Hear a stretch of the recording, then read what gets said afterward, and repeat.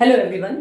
Last class में हमने पढ़ा था कि कितने तरीके के फ्रैक्शन होते हैं, उनके टाइप्स पढ़े थे। और आज हम ये पढ़ेंगे कि कैसे एक जो फ्रैक्शन है उसको दूसरे तरीके में बदला जाता है। जैसे कि इम्प्रॉपर फ्रैक्शन को मिक्स फ्रैक्शन में कैसे बदला जाता है। हम जानते हैं इम्प्रॉपर फ्रैक्शन किस तरीके के होते हैं, जिसमें ऊपर बड़ा और नीचे छोटा हो। 14/9, 5/3, 3/2, ये सब इम्प्रॉपर फ्रैक्शन है। अब इनको मिक्स फ्रैक्शन में कैसे बदला जाता है। जैसे 14/9 है, इसको 14 में 9 का हम डिवाइड करेंगे, तो डिवाइड करने से 9 1 9 और बचा क्या 5। तो अब हम इसको लिखेंगे कैसे। ये जो 1 आया है इसको हम लिखेंगे सामने, जो रिमेनिंग बचा 5 उसको हम लिखेंगे ऊपर, और 9 जो है इसको हम नीचे ही लिखेंगे, और ये नीचे ही था पहले।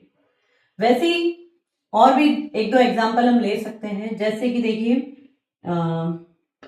16/7।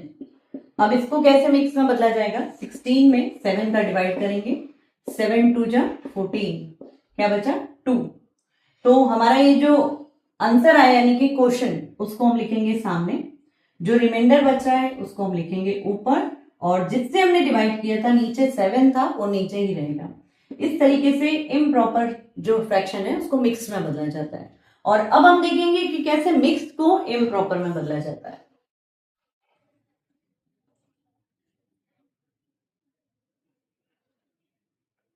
मिक्स फ्रैक्शन हम सभी जानते हैं, जिसमें होल पार्ट होता है और कुछ पार्ट जो होता है वो फ्रैक्शन होता है।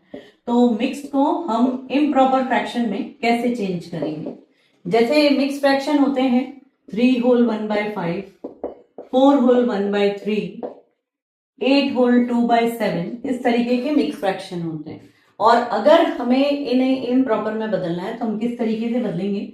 जैसे 8 होल 2/7, इसी को अगर हम ले लें तो सबसे पहले इन दोनों नंबर में मल्टीप्लाई होता है, और जो न्यूमरेटर है उसको उसमें जोड़ दिया जाता है। इसको हम शो भी करते हैं कुछ इस तरीके से। 7 नीचे ही रहेगा, 8 और 7 का मल्टीप्लाई हो जाएगा, 8 × 7, और ये 2 इसमें जुड़ जाएगा। 8 7 जा 56 और 2 जुड़ गया 58, 58/7। तो ये हमारा हो गया इम्प्रॉपर फ्रैक्शन। वैसे ही 3 होल 1/5, तो ये इसमें भी हम यही करेंगे, 3 और 5 का मल्टीप्लाई हो जाएगा और 1 जुड़ जाएगा। नीचे जो 5 था वो 5 नीचे ही रहेगा, तो 15 + 1 दैट इज 16/5।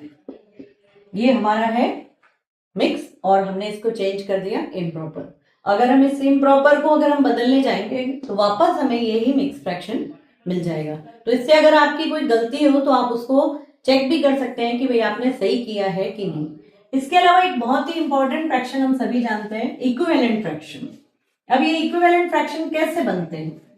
जैसे कि आपको दे दिया जाए कि 4/9, इसके 4 इक्विवेलेंट फ्रैक्शन बनाने,